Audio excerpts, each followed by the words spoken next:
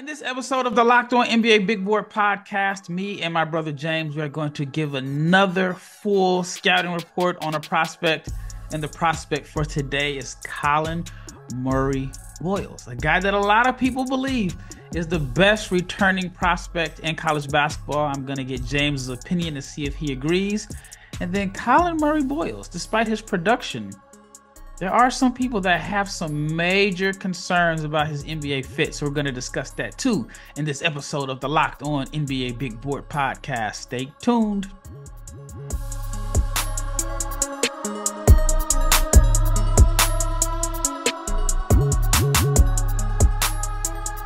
Big shout out to each and every person that has made the Locked On NBA Big Board podcast your first listen of the day. I am your host, Rafael Barlow, the director of scouting here at NBA Big Board and the founder of Big Board Global Scouting. If you're interested in international prospects, check out the website Big Board Global Scouting. It's aimed at college coaches because it's behind the paywall and I'm charging a pretty hefty penny for a subscription, but it is the best, in my opinion. I'm a little biased, but it is the best scouting service for college coaches on international prospects. But anyway, my co-host for today is my brother James Barlow.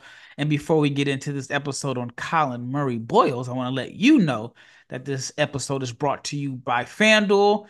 And now, through September 22nd, all FanDuel customers can bet $5 and get a 3-week free trial of the NFL Sunday Ticket from YouTube and YouTube TV.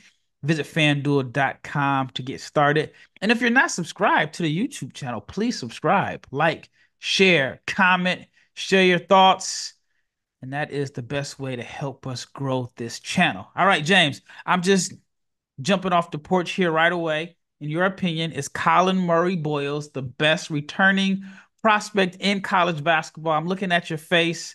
You're squinting your eyes. I know you well enough to know you don't believe that. I don't think so. Okay. Not in my opinion, no. All right. And what are your concerns about Collin Murray Boyles, or why is there some hesitancy? Well, again, I see the production, I see the talent. He wasn't talent, I was talented, excuse me. Obviously, wouldn't be talking about him. But we're at the end of the day, we're talking about a 6'7" big who doesn't shoot jumpers, and he isn't like super dynamic with the ball like a Dylan Jones at Weaver State was. According to my notes. And again, I understand you do what the coach asked you to do, but he shot 9 jumpers last year, Ralph, at South Carolina, and he's Yeah. 6'7". So it's like, what am I gonna do as far as like how does that translate at the next level? Again, I see the rebounding numbers, I see the production, I see the motor, I see the athleticism, I see the passing ability, but he's a 6'7" power forward that doesn't shoot. How does that work in 2024?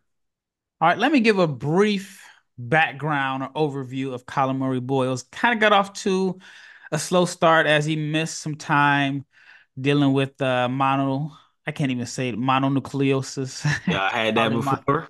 I No I joke. never had it. I know Brandon Miller had it and he said he lost a lot of weight and couldn't work out all last summer. But CMB, I call him CMB, had good numbers, 10.4 points per game, 5.7 rebounds, and he played the entire season at just 18 years old. Now, I was an 18-year-old freshman in college. I mean, I wasn't an athlete, but I was an 18-year-old freshman in college. And if you follow college basketball or just basketball in general, you got a lot of 18-year-old juniors in high school as parents are holding their kids back for athletic advantages. And Murray Boyles was young, 18-year-old freshman, and he was very efficient around the rim, shot 66% in the paint. But like James said, he's 6'7", he's listed at 230.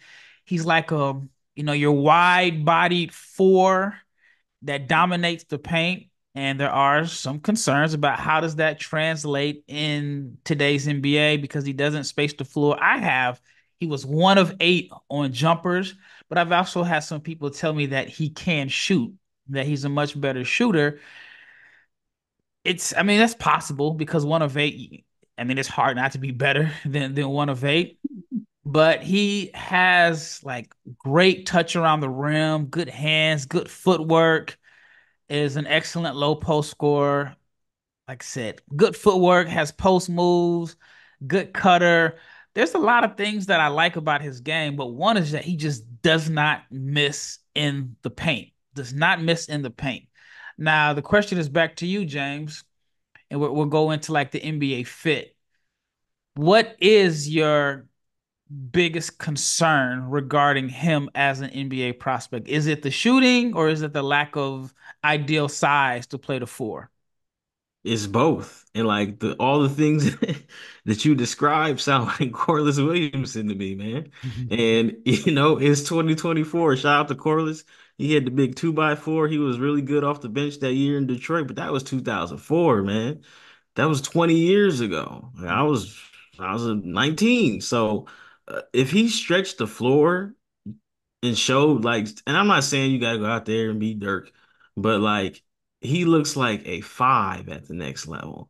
And he is athletic, but is it like an athleticism advantage where you can play him at the four? I don't know. He looks like a backup big to me. And again, that's fine. There's no shame in it. But the size concerns me and the lack of shooting concerns me. And you did mention, well, somebody said, "Oh man, he can shoot." They just didn't ask him. So I dug up just a little bit. And again, it's not a lot of possessions, but at that Nike Skills Academy that he went to over the summer, Which I heard he they dominated. he dominated doing what he does, and that's Hmm. fine. But they were guarding him like how they guard Ben Simmons, daring him to shoot, and he shot a couple of jumpers. None of them were close. So like I just have really, really big concerns about him shooting the basketball long term. Any concerns about the touch overall? I mean, no, like the touch around the paint is good, but you got to understand, man, like wings are 6'7" in the NBA. Yeah. I don't have his wingspan in front of me. I'm assuming he does have long arms, but like you're playing the four. That's what he at least is supposed to project to. So you're playing the four, like even if it's not Giannis, like you look at how Naz Reid has been able to like develop and play very well and be one of the best backup bigs, the best backup big. I mean, him and Bobby Portis, like both of those guys, they stretch the floor. Yep. Like they do other things. And like that's just not what Murray Boyles does today. Can he become that? Sure, but I'm going off what I've seen today, and the shooting just doesn't exist. Yeah, I mean, I do think that, I mean, 66% from the foul line isn't great, but I do think that there is some hope because he does have a soft touch around the rim and he does have good hands. And like I said, the free throw shooting isn't bad. If he were in the 50s, I'd really be concerned. But this season is going to be interesting. And I had a conversation with Richard Stayman in the episode that we did a few weeks back where he talked about his top returning players. In my opinion, I feel like going 1 of 8 from, outside the paint as a freshman is okay.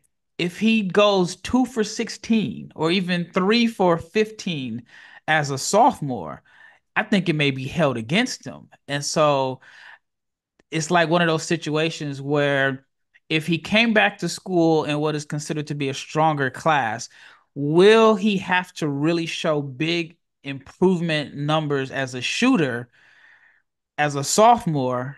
Because, like I said before, so as a freshman, you just got to show flashes. As a sophomore, you expect it to be better. As a junior, you just got to dominate. And so I'm wondering what type of shooting numbers is he going to have to show this year to be a lock to go in the first round. Some people think he's a first round pick. Some people don't have him as a first rounder because of the talent in this draft, which is interesting because he's really the same age as a lot of the freshmen. All right, when we return, we're going to pick up where we left off. We're going to talk about the shooting, but we're also going to talk about what he does well and how he is a mismatch on the college level.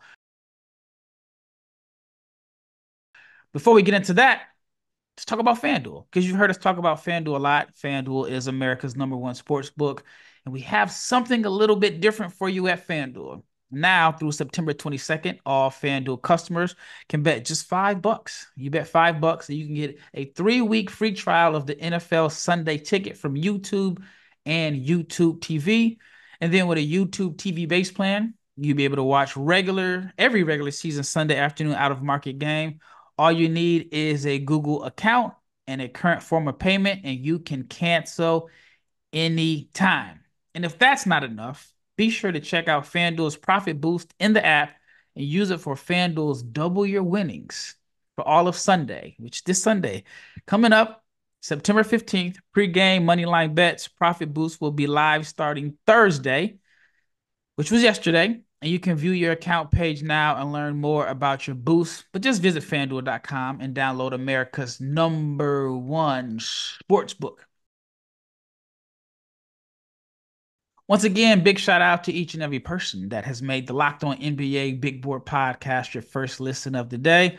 Now, for your second listen, I know you're going to enjoy the Locked On NBA podcast because there's no offseason in the NBA, which the NBA season is around the corner. I think it's like less than 30 days away.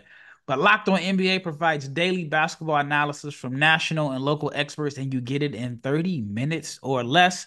No one keeps you as informed and as entertained as Locked On NBA. It is available on YouTube or wherever you get your podcasts as part of the Locked On Podcast Network, your team every day. All right, picking up where we left off talking about the shooting. In your opinion, what type of shooting improvement will he need to show this year to be, or how about this, to maximize his draft potential? And the second part of that question is, let's say he dominates the paint like he did last year. I mean, last year only averaged like 22 minutes a game. So if you figure 10 points, 6 rebounds, factor in he got off to a slow start, then he only played 22 minutes a game. If you put him at the same type of production, playing 30 minutes a game, He's he's supposed to be like, I mean, we don't play 40 minutes, but his per 40 was like 18 and 10 and 3. So let's shave off, I don't know, 3.5 points and a rebound and a half. So that makes him I at what? actually think he can do 18 and 10 this year as a 18 and sophomore. 10. I All think right. he So can do it. let's say the per 40 checks out. He's at 18, 10, and 3. Are you asking me, is that enough to get him into the first round? Yeah. And the answer is the production would be amazing. But again, what you do in college and what you do in the NBA aren't the same thing. Now, if he's out there and out, you're gonna have to you play to win. Don't play for your draft stock, right? I'm a big Easy proponent for of me to that. say because I don't got millions of dollars on the line. You are absolutely correct. But at the same time, like you could just play to win the game, right? So if he goes out, and I'm not saying go shoot three threes a game, but show me that when they back off you at the high post, and after you set that screen, be a willing shot taker. Again, that's all you have to do. Trust the work that you essentially have been putting in. And, coach is going to have to live with it. And if you're making shots, he's not going to tell you not to shoot them. I mean, you're making the team better. You're making the offense run more smoothly. You're making the floor bigger because not only do we have to guard you in the paint because you're a menace in the paint, but now we got to guard you 18, 19 feet from the basket. Like, make him pay for that. And then with all his other talent, he can put the ball in the ground. He has a very good first step, right? So now imagine that the defense has to close out on him. Now you can see him make passes, and then that his finishing is what you get to see. He already does well. So just be a will trust the work. That's my advice. I agree. Trust the work that you're putting in. I Go agree ahead. 100%. I don't want to see him bailing the defense out because if No, I'm an opposing team and I want him to try to show NBA scouts he can shoot, we'll give you that shot all day long. Even if you make absolutely. 50% of your elbow or short corner jumpers, that's fine because we know that you have a much better chance of missing those than in the paint where he's near automatic. But I agree 100% what you said about him being a willing shooter. Make the shots that they give you, but also do what you do best. But my question is, and I'm kind of torn about it, and it actually worked for Zach Edey, but is doing what he does best, dominating in the paint, not missing around the rim at 6'7", 230. Is that going to help his draft stock? Because he's not going to come out, he's not going to catch anybody by surprise this year. He's going to be the number one guy on the scouting report. He's going to have a lot of attention, a lot of defenses that are geared to stop him. And I don't know if people will be able to stop him. He's that good because he is a matchup problem. But I wonder, what is the balance going to be between doing what he does best and knocking down open jumpers? My Well, next here's the question. All right, go ahead. here's the thing though. You don't have to do it. You have to show flashes of when you're going to do it, right? We already know the first 10 games of the season, let's say 8 of them you get to play against, those are the money schools, right? Money schools meaning we paid you guys to come out here and, It's usually a you know, directional school with like yeah, a bunch of yeah, directions in their name, yeah, and that's southwestern. fine. So let's get the confidence up out there. Now, when you get, I don't have the South Carolina schedule in front of me, unfortunately, but I'm going to assume they have some. They'll have the SEC's the SEC Big 12 chat matchup. They'll have a game like that at some point. That's when you show, okay, look, I've been working on it. I have confidence because I've been shooting it. All I need to do is take a couple of them. Don't do like no disrespect to him, man. Remember we did the podcast about Grant Nelson and he shot like 15 threes? Oh my, And I was like, like yeah, it was like yeah, yeah, fam, like what are you doing, dog? Like, come yeah. on now. Just shoot a couple. That's not your skill set. You're not getting drafted to shoot 15 threes. You're getting drafted if you get drafted, it's because you can make a couple of them on top of the other great things that you do. And that's what I want to see CMB do this year. All right, let's talk about him as a mismatch on offense. He is, and we've talked about it, a gifted scorer. Doesn't mess around the block. Just has a knack for scoring, like just finding gaps in the defense, whether it's like as a cutter, just getting to those sweet spots where he's got a soft touch. If you put a weaker defender on them, he's going to post up, and then he can score a few buckets a game just getting them on his own, whether it's an offensive rebound putback or whatever. He has a lot of ways to score. And then if you put like a bigger defender on him that can match his strength, he's spinning off of him. Like you said, he's got a pretty decent first step. He is a mismatch problem. Like when you watched his film and saw like how he creates mismatches, like you mentioned Corliss Williamson. Like, what were your thoughts about about what, in your opinion, what makes him so hard to defend? First off, that Corliss Williamson comparison is not a diss. That dude was cold in college. He won a And championship. I'm yeah, he won a championship. I'm dating myself, but like he was a mismatch because he was bigger and stronger than the smaller guys, and he was too quick for the bigger guys. Yeah. So yeah, like if you can be the modern day Corliss Williamson, like that's a 9-year NBA career, right? That's the thing, though. Do you think so in today's NBA if he's not spacing the floor? Well, again, the modern day version would be him spacing the floor, Okay, being my able bad. to That's knock that's down fair. a corner jump shot, that top of the key three off of the pick and roll action. That's what he should ultimately try to become because again, all those talents being too big for the weaker guys, too quick for the bigger guys, that can play into your favor, but it really can play into your favor if you can like consistently like make shots and space the floor. He's not Nas Reed, but because Nas Reed can shoot threes, now Nas Reed has handles, right? And now when you close out to Nas Reed and that big is trying to close out and he can't move, he's getting shook, right? Mhm. And now Nas Reed is dunking on people. And there you go. So I'm not saying that Colin Murray Boyles is Nas Reed, but because Nas Reed was like a 30% three-point shooter at LSU, like he turned himself into a very good shooter at the next level. And now that opens up everything else for him. That's what I want to see Colin Murray Boyles do. But again, it's gonna be like, is that the coach is gonna be like, yo, we trying to win these games. How patient is he going to be with him shooting a couple jump shots a game? Yeah, like I said, I'm torn. Like, hey, if I'm the opposing coach, shoot all you want, CMB. Go ahead. We're leaving you open. But if I'm South Carolina's coach, I'm like, hey man, get in that paint, 2 feet down there because there's nobody can stop you. All right, when we return, we're going to talk about his passing. He's a very, very underrated passer. The statistics and the numbers don't really show like how good of a passer he is. And I think that is one of the reasons why he is so highly sought, or at least highly regarded by some NBA scouts, because he's not just a low post scorer that can rebound. He has advanced passing at the four spot. But before we get into his passing, I want to talk to you about something a little serious. Let's talk to you about BetterHelp, because this episode is sponsored by BetterHelp. Now, I have a question for you, the audience. What is something you'd love to learn? As an adult, do you make time to learn new things as often as you like, or was that lost in childhood? Kids are learning every day, they're growing, but as adults, sometimes we lose that curiosity. What's something that you'd like to learn, whether it's gardening, a new language, or maybe how to finally beat your best friend in bowling? Therapy can help you reconnect with your sense of wonder because of your quote unquote back to school era. It can come at any age. At least for me, like I want to learn French. That is a goal of mine. I want to learn French. And a lot of it is basketball related, because I think that France is going to be the new hot spot, or some people already think it is, as far as producing talent. And so learning French can help you out in France, but also in different parts of Africa. So that's something I'd like to learn.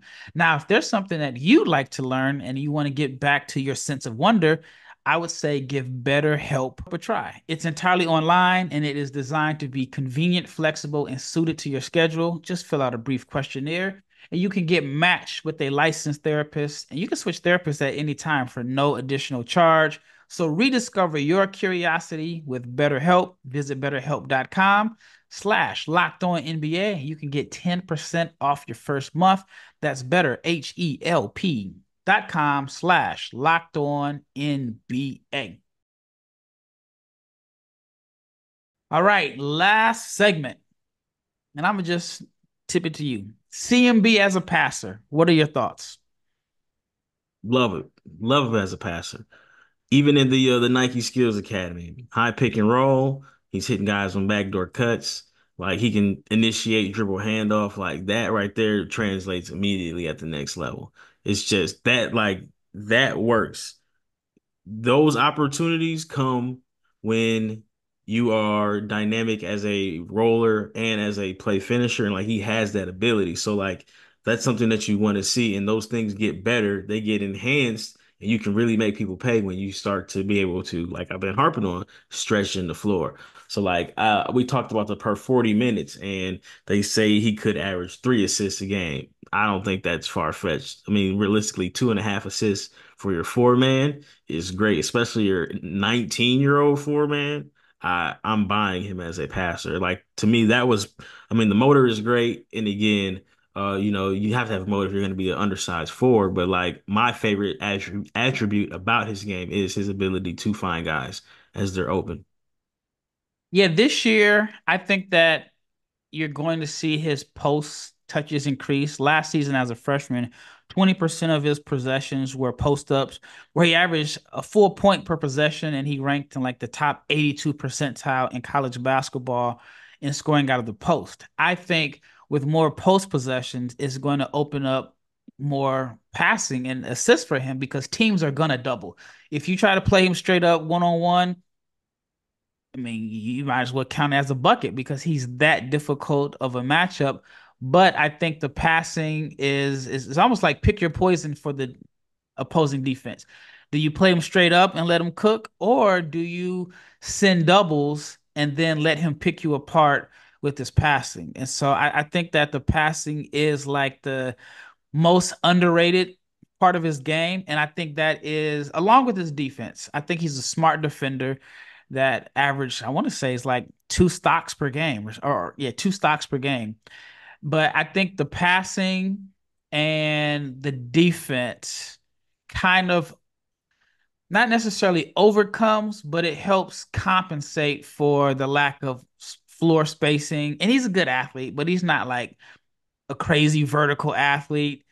I do wonder, like, if he's at the dunker spot in the NBA, That's where it's going to get tough. where it's going to get tough. I mean, he's a wide body, but he does have the soft touch to where, and the soft, quick touch to where, he's not always trying to power it up against length. He's a guy that I'm torn on. Like, I like him, And I'm a guy that loves post play. I love guys that can finish around the basket. I like bruisers, guys that can like combine physicality and finesse. And he does something that I think is very underrated when you're scouting.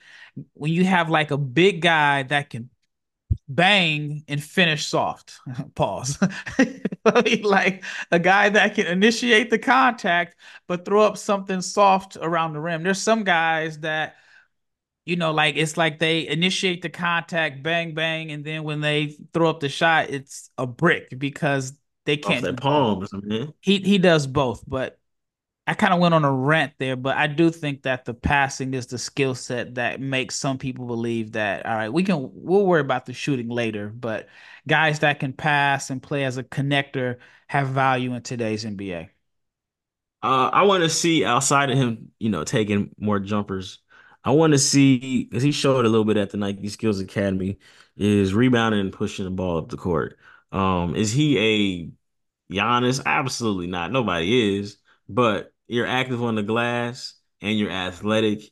Like let's see if he can do it to the point where it can be like a Draymond. Again, I know that the college level game is different than the NBA game, but like how Draymond can rebound and it turns into a DHO, and then he gets to do all that great stuff that Draymond can do. I want to see him do that kind of stuff at South Carolina. Initiate some offense off the glass. That's Coach not gonna. that's that's a very, very good assessment. That's not something that I thought about. I didn't think about that at all. I knew, like I said, I knew he That's could why you have me on pass. the show, Doug.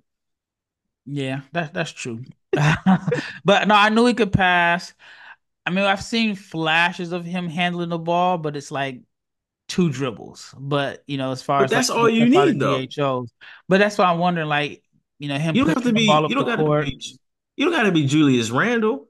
Yeah. Like Draymond. Draymond gets the ball again. A lot of that stuff is because he plays with one of the goats. I get it, but Draymond gets the ball off the court. He's flying down the court because he's playing. Matter of fact, like Draymond, he needs to study.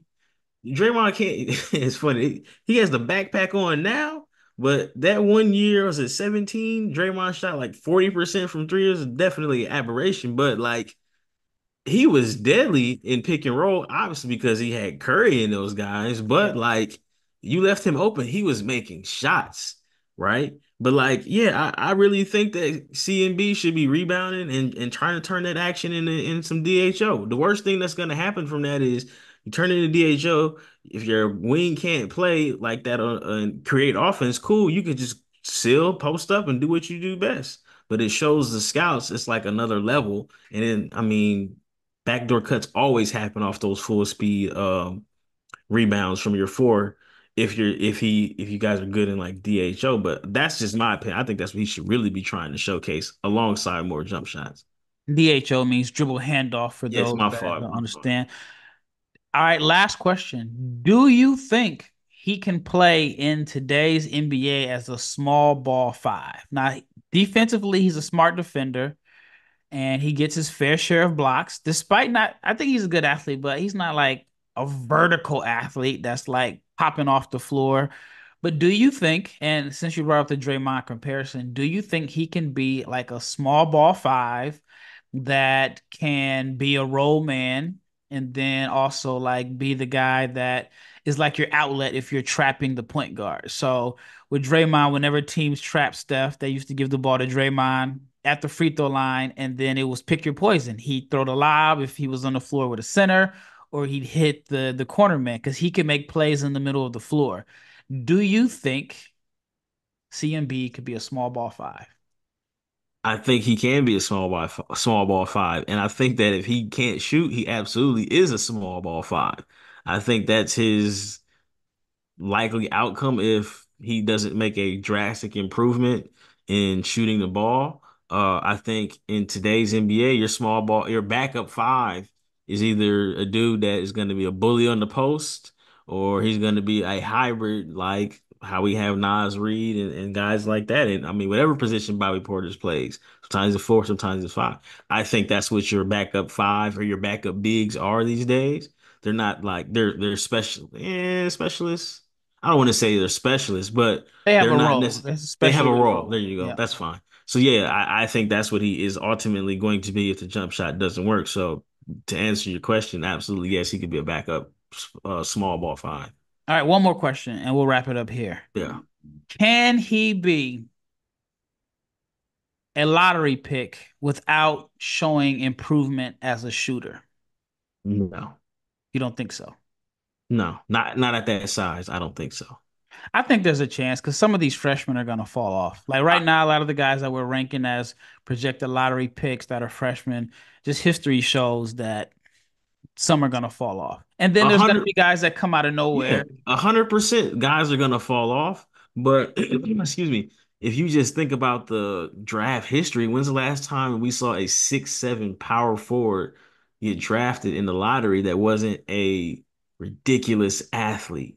I mean, things change. Like when was Things the do last time we change. seen two 7-footers that weren't like, like Zach Edey and Donovan Clingan go in the lottery? Yeah, you got a point, but we still Two talking about a six. traditional 7-footers. So I mean, I think Clingan's a good, a solid athlete, but not a high flyer by any means. And so, I mean, I do think that things can change. So, what that wraps up this episode of the Locked On NBA Big Board Podcast. Once again, this episode was dedicated to Colin Murray Boyles. There are a lot of people that I've spoken with that believe that he is the best returning prospect in college basketball. James was a little hesitant to James just doesn't feel comfortable saying that he is the best. In your opinion, Like is him. Colin Murray Boyles the best returning prospect in college basketball? If not, who is? Let us know in the comments.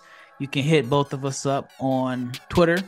And if you're watching on YouTube, our Twitter name, our Twitter handles, or X, I'm sorry, handles are on our page, on the profile. Once again, it's Raphael and James. Thank you for making the Locked On NBA Big Board Podcast your first listen of the day. Now, check out Locked On NBA. Check it out because the season doesn't end and the description is in the search. It's part of the Locked On Podcast Network, your team every day. We are